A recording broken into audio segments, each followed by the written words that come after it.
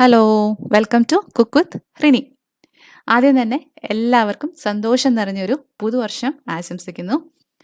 ഇന്ന് നല്ല അടിപൊളി ഒരു ചിക്കൻ പിസ്സയുടെ റെസിപ്പി ആയിട്ടാണ് ഞാൻ വന്നിരിക്കുന്നത്. പിസ്സയൊക്കെ നമുക്ക് വളരെ ഈസി ആയിട്ട് തന്നെ വീട്ടിൽ തയ്യാറാക്കാവുന്നതേ ഉള്ളൂ. അപ്പോൾ ഞാനിത് ഓവൻ ഉപയോഗിച്ചിട്ടും അല്ലാതെയും ചെയ്യുന്ന രീതികൾ കാണിച്ചിട്ടുണ്ട്.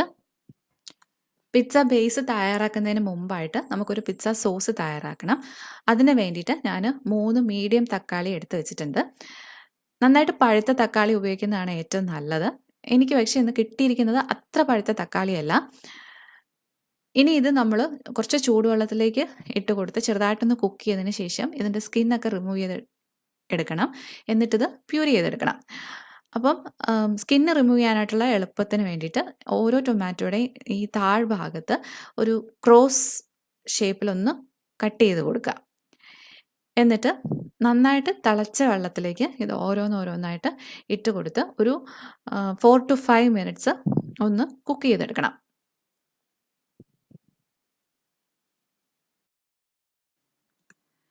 ടൊമാറ്റോ 5 മിനിറ്റ് ആയിട്ടുണ്ട്. ഇപ്പം തിളച്ച വെള്ളത്തിലേക്ക് ഇട്ടിട്ട് നോക്കിയാലറിയാം അതിൻ്റെ സ്കിന്നൊക്കെ വിട്ട് പോന്നിട്ടുണ്ട്. ഇനി ഇത് നമുക്ക് ഈ വെള്ളത്തിൽ നിന്ന് മാറ്റാം.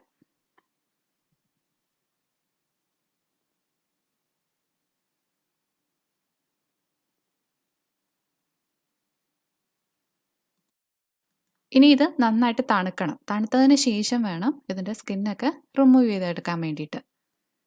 ഇപ്പോൾ ആ ടൊമാറ്റോയുടെ സ്കിന്നൊക്കെ ഞാൻ റിമൂവ് ചെയ്ത് വെച്ചിട്ടുണ്ട്.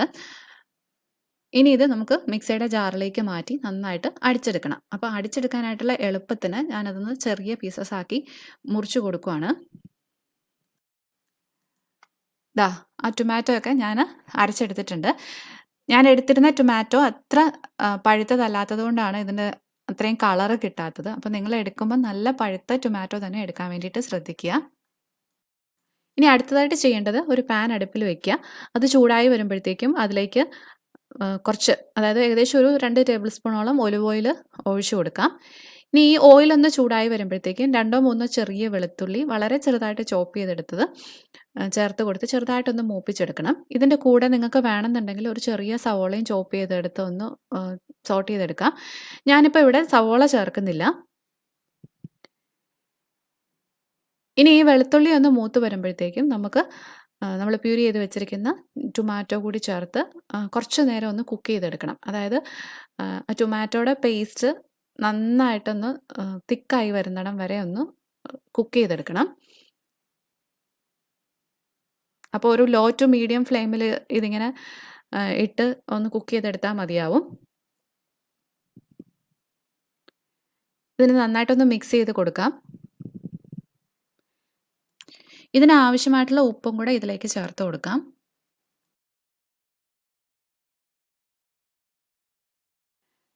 ഇതിൻ്റെ കൂടെ തന്നെ ഒരു 1/2 ടീസ്പൂൺ പഞ്ചസാരയും കൂടെ ചേർത്ത് ഒന്ന് മിക്സ് ചെയ്തെടുക്കുക. ഇതിലേക്ക് ഇനി ഒരു 1/4 മുതൽ 1/2 ടീസ്പൂൺ വരെ വിനേഗറും അതിൻ്റെ ഒപ്പം തന്നെ 1/2 ടീസ്പൂൺ കുരുമുളക് പൊടിയും കൂടെ ചേർത്ത് കൊടുക്കാം. എന്നിട്ട് നന്നായിട്ടൊന്ന് മിക്സ് ചെയ്ത് കൊടുക്കുക. എന്നിട്ടിത് കുറച്ചൊന്ന് തിക്കാവുന്നിടം വരെ ഇതുപോലെ തന്നെ ഈ ലോ ടു മീഡിയം ഫ്ലെയിമിൽ കിടന്ന് ഒന്ന് കുക്കാവട്ടെ. ഇനി നിങ്ങൾക്ക് ഇഷ്ടമാണെന്നുണ്ടെങ്കിൽ ഇതൊന്ന് കുറച്ചൊന്ന് സ്പൈസി ആക്കാൻ വേണ്ടിയിട്ട് ഇതിലേക്ക് കുറച്ച് റെഡ് ചില്ലി പൗഡറോ അല്ലെങ്കിൽ റെഡ് ചില്ലി ഫ്ലേക്സോ ഒക്കെ ചേർത്ത് കൊടുക്കാവുന്നതാണ്. അതൊക്കെ നമ്മുടെ ഇഷ്ടത്തിനനുസരിച്ചിട്ടുള്ള ചെറിയ ചെറിയ ചേഞ്ചസ് ഒക്കെ വരുത്തുക. ഇപ്പോൾ നമ്മുടെ സോസ് ആവശ്യത്തിന് തിക്കായിട്ടുണ്ട്.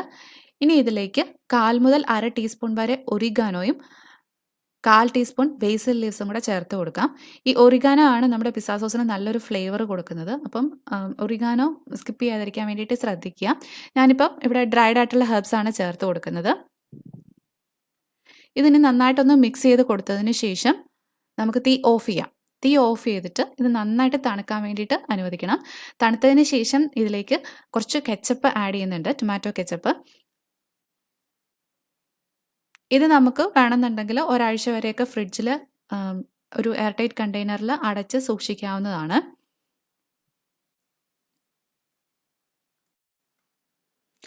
ഇപ്പം ആ പിസ്സ സോസ് നന്നായിട്ട് തണുത്തിട്ടുണ്ട്. ഇനി ഇതിലേക്ക് 2 ടേബിൾ സ്പൂൺ ടൊമാറ്റോ കെച്ചപ്പും കൂടെ ചേർത്ത് നന്നായിട്ടൊന്ന് മിക്സ് ചെയ്തെടുക്കണം. ഈ സോസ് നമ്മൾ പിസ്സയുടെ ബേസിൻ്റെ മേലെ സ്പ്രെഡ് ചെയ്ത് കൊടുക്കുകയാണ് ചെയ്യുന്നത്. അപ്പം ഒരുപാട് അങ്ങ് ലൂസായി പോകരുത്. നമ്മൾ സ്പ്രെഡ് ചെയ്യുമ്പോൾ അത് അതേപടി അവിടെ ഇരിക്കുന്ന രീതിയിലായിരിക്കണം നമ്മുടെ സോസിൻ്റെ കൺസിസ്റ്റൻസി. അടുത്തതായിട്ട് നമുക്ക് പിസ്സ ബേസ് തയ്യാറാക്കാം. ആദ്യം തന്നെ ചെയ്യേണ്ടത് ഈസ്റ്റ് പ്രൂഫ് ചെയ്തെടുക്കുക എന്നുള്ളതാണ്. അപ്പോൾ അതിന് വേണ്ടിയിട്ട് ഞാൻ 1/2 കപ്പ് ചെറു ചൂടുവെള്ളമാണ് ഈ എടുത്ത് വെച്ചിരിക്കുന്നത്. വെള്ളം ചെറു ചൂടുവെള്ളം തന്നെ ആയിരിക്കണം. ചൂട് കൂടിപ്പോകാനും കുറഞ്ഞു പോകാനും പാടില്ല. അങ്ങനെ ആയിക്കഴിഞ്ഞ് കഴിഞ്ഞാൽ നമ്മുടെ ഈസ്റ്റ് നന്നായിട്ട് ആക്ടിവേറ്റ് ആയി കിട്ടില്ല.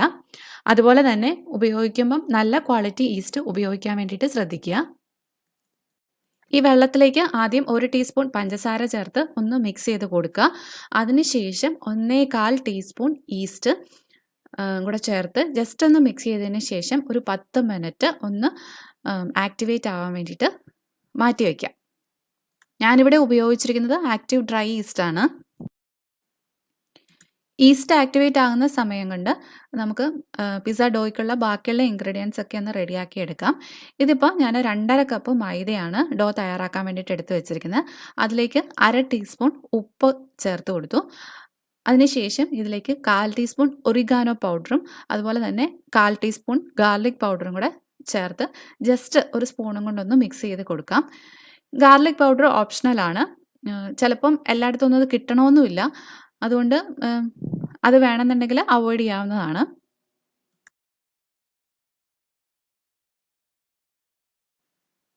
ഇപ്പോൾ ദാ ആ ഈസ്റ്റൊക്കെ നന്നായിട്ട് ആക്ടിവേറ്റ് ആയി വന്നിട്ടുണ്ട്. ഇത് നമ്മൾ ആ മിക്സ് ചെയ്ത് വെച്ചിരിക്കുന്ന മൈദയിലേക്ക് ചേർത്ത് കൈ കൊണ്ട് തന്നെ നന്നായിട്ടൊന്ന് മിക്സ് ചെയ്ത് കൊടുക്കുക.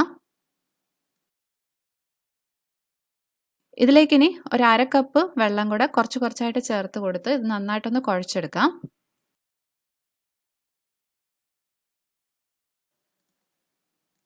ഇപ്പോൾ ദാ ഞാനത് നന്നായിട്ട് കുഴച്ചെടുത്തിട്ടുണ്ട്. കുറച്ച് സ്റ്റിക്കി ആയിട്ടുള്ളൊരു ഡോയാണ്. അത് കുഴപ്പമൊന്നുമില്ല. ഇനി ഇതിനകത്തേക്ക് കുറച്ച് ഒരു 1 ടേബിൾ സ്പൂണോളം ഒലിവ് ഓയിലും കൂടെ ചേർത്ത് കൊടുത്തിട്ട് ഒന്നുകൂടെ ഒന്ന് കുഴച്ചെടുക്കാം.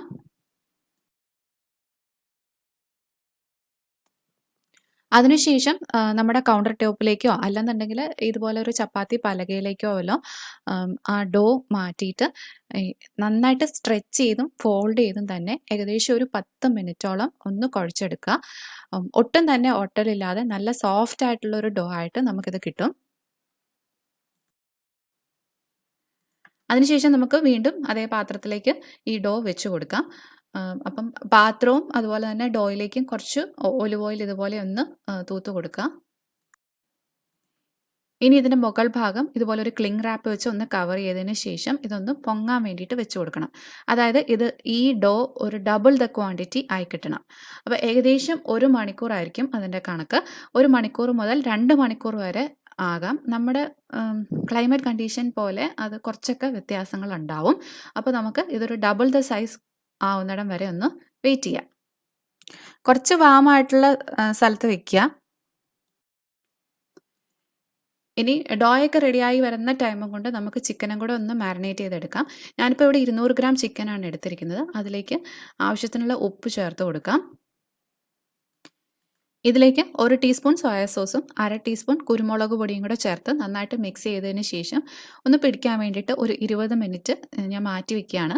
ചിക്കൻ ഇങ്ങനെ തന്നെ ചെയ്യണമെന്നൊന്നുമില്ല. നമ്മുടെ ഇഷ്ടത്തിനനുസരിച്ചിട്ട് മാരിനേറ്റ് ചെയ്യാം.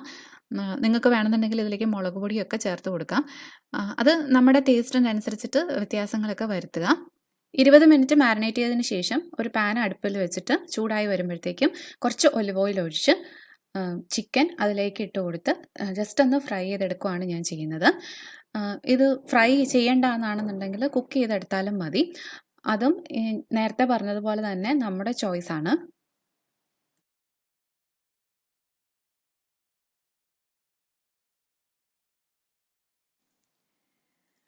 ഇനി പിസ്സയുടെ മേലെ വെച്ച് കൊടുക്കാൻ വേണ്ടിയിട്ടുള്ള ബാക്കിയുള്ള ഇൻഗ്രീഡിയൻസ് ആണ് ഇതൊക്കെ. അതായത് കുറച്ച് സവോള, ക്യാപ്സിക്കം, ഇത്രയാണ് ഞാൻ വെജിറ്റബിൾസ് ആയിട്ട് എടുത്ത് വെച്ചിരിക്കുന്നത്. ക്യാപ്സിക്കം ഗ്രീനും റെഡും എടുത്ത് വെച്ചിട്ടുണ്ട്. നമ്മുടെ ഇഷ്ടത്തിനനുസരിച്ചിട്ടുള്ള വെജിറ്റബിൾസ് ഒക്കെ വെച്ച് കൊടുക്കുക. ഒലീവ്സ് ഒക്കെ വെച്ചാൽ നല്ല ടേസ്റ്റാണ്. അതുപോലെ തന്നെ ഇതിപ്പം ഞാൻ ക്യൂബ്സ് ആക്കി മുറിച്ചു എന്നുള്ളതേ ഉള്ളൂ. നമുക്ക് ഇഷ്ടമുള്ളതുപോലെ നീളത്തിലോ ഒക്കെ മുറിച്ച് വെച്ച് കൊടുക്കാം. ഇനി ഇത് കൂടാതെ എടുത്ത് വെച്ചിരിക്കുന്നത് ചീസാണ്. മൊസറല്ല ചീസാണ് ഞാനിവിടെ എടുത്ത് വെച്ചിരിക്കുന്നത്. അതിന് പ്രത്യേകിച്ചൊരു അളവൊന്നും പറയാനില്ല. നമ്മുടെ ഇഷ്ടത്തിനനുസരിച്ചിട്ടുള്ള അത് ചേർത്ത് കൊടുക്കുക. എന്നും കൊണ്ട് തീർത്തും കുറഞ്ഞു പോകരുത്. കാരണം പിസ്സയ്ക്ക് നല്ലൊരു ടേസ്റ്റ് കൊടുക്കുന്നത് ആ ചീസാണ്. അപ്പം അത്യാവശ്യം നല്ലൊരു ക്വാണ്ടിറ്റി തന്നെ ചീസ് ഉണ്ടാവണം. ഇപ്പം നമ്മുടെ മാവൊക്കെ നന്നായിട്ട് പൊങ്ങി വന്നിട്ടുണ്ട്. ഇനി നമ്മുടെ കൈ ഉപയോഗിച്ചിട്ട് തന്നെ ഇതിനകത്ത് ആ എയർ പോക്കറ്റ്സ് ഒക്കെ ഒന്ന് പോകാൻ വേണ്ടിയിട്ട് ഇതുപോലെ ഒന്ന് പ്രസ് ചെയ്ത് കൊടുക്കുക. എന്നിട്ട് വീണ്ടും കൗണ്ടർ ടോപ്പിലേക്കോ അല്ലെങ്കിൽ ചപ്പാത്തി പലകയിലേക്കോ മാറ്റിയിട്ട് ഒന്നുകൂടെ ഒന്ന് കുഴച്ചെടുക്കുക. അതിനുശേഷം ഒരു 10 മിനിറ്റും കൂടെ ഒന്നുകൂടെ ഒന്ന് റെസ്റ്റ് ചെയ്യാൻ വേണ്ടിയിട്ട് മാറ്റി വെക്കണം. ഇപ്പം നമ്മളത് റെസ്റ്റ് ചെയ്യാൻ വെച്ചിട്ട് 10 മിനിറ്റായി.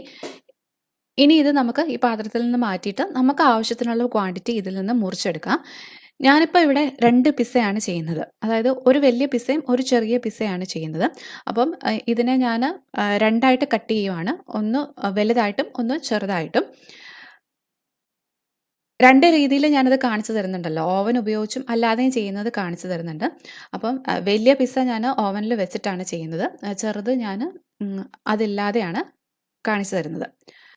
ഓവനിൽ വെച്ചിട്ട് ചെയ്യുന്ന മാവ് ഞാൻ ഇതുപോലൊരു ബേക്കിംഗ് പാനിലേക്ക് മാറ്റിയിട്ടുണ്ട്. ഇനി ഇത് എൻ്റെ കൈ കൊണ്ട് തന്നെ ഞാൻ ഇങ്ങനെ ഈവൻ ആയിട്ട് പരത്തിയെടുക്കുകയാണ് ചെയ്യുന്നത്.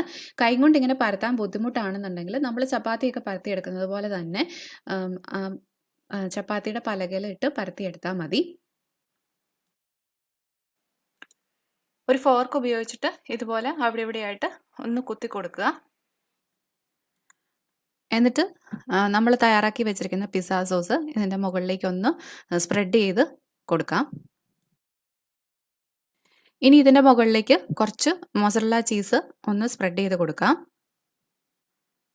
എന്നിട്ട് ബാക്കിയുള്ള ടോപ്പിങ്സ്, അതായത് സവോള, ക്യാപ്സിക്കം, ചിക്കൻ, ഇതും കൂടെ ഇതുപോലെ തന്നെ അവിടെ ഇവിടെയായിട്ട് സ്പ്രെഡ് ചെയ്ത് കൊടുക്കണം.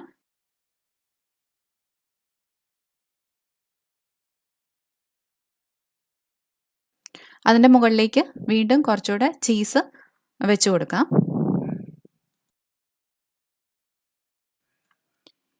ഇനി ഇത് നമുക്ക് 180 ഡിഗ്രിയിൽ 10 മിനിറ്റ് പ്രീഹീറ്റ് ചെയ്ത ഓവനിലേക്ക് വെച്ച് കൊടുത്ത് ബേക്ക് ചെയ്തെടുക്കാം. ബേക്ക് ചെയ്യുന്നതും 180 ഡിഗ്രിയിൽ തന്നെയാണ്. 10 മുതൽ 15 മിനിറ്റ് വരെ എടുക്കും ഇത് റെഡി ആവാൻ വേണ്ടിയിട്ട്. ഇനി ഓവൻ ഇല്ലാതെ നമ്മൾ പിസ്സ തയ്യാറാക്കുന്ന രീതിയും കൂടെ കാണിച്ചു തരാം. ഇതുപോലെ ഒരു പാത്രം അടുപ്പിലേക്ക് വെച്ചിട്ട് അതിലേക്ക് കുറച്ച് ഉപ്പ് ഇതുപോലെ നിരത്തി ഇട്ട് കൊടുക്കുക. ഇനി ഇതിലേക്ക് ഒരു തിരിക വെച്ച് കൊടുക്കുക.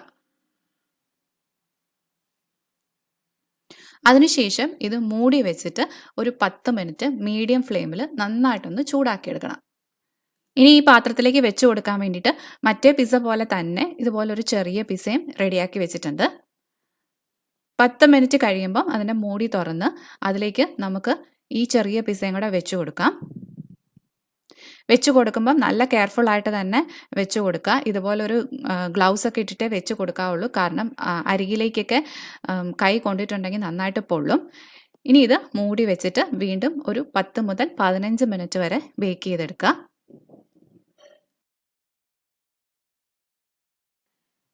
ഇപ്പോൾ നമ്മൾ ഈ പാത്രത്തിൽ പിസ്സ ബേക്ക് ചെയ്യാൻ വെച്ചിട്ട് 15 മിനിറ്റ് ആയിട്ടുണ്ട്. ഒന്ന് തുറക്കാം.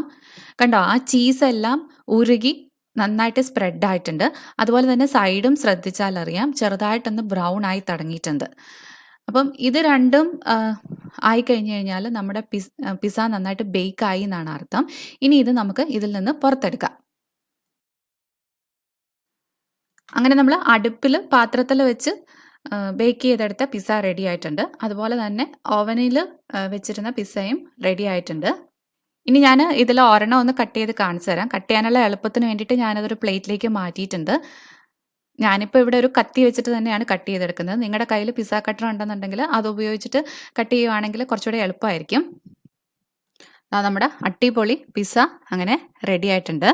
വെജിറ്റേറിയൻസിന് ചിക്കന് പകരമായിട്ട് കൂടുതൽ വെജിറ്റബിൾസ് ചേർക്കുകയോ അല്ലെന്നുണ്ടെങ്കിൽ പനീർ ഉപയോഗിക്കുകയോ ഒക്കെ ചെയ്യാം. അപ്പം എല്ലാവരും ഈ അടിപൊളി പിസ്സ ഒന്ന് ട്രൈ ചെയ്ത് നോക്കൂ. നിങ്ങൾക്ക് എൻ്റെ റെസിപ്പികളൊക്കെ ഇഷ്ടമാവുന്നുണ്ടെന്നുണ്ടെങ്കിൽ റെസിപ്പീസൊക്കെ നിങ്ങളുടെ ഫ്രണ്ട്സും റിലേറ്റീവ്സും ഒക്കെ ആയിട്ട് ഷെയർ ചെയ്യണം. അപ്പം വീണ്ടും നല്ലൊരു റെസിപ്പിയായിട്ട് കാണാം. അതുവരെ ബൈ ബൈ, ടേക്ക് കെയർ.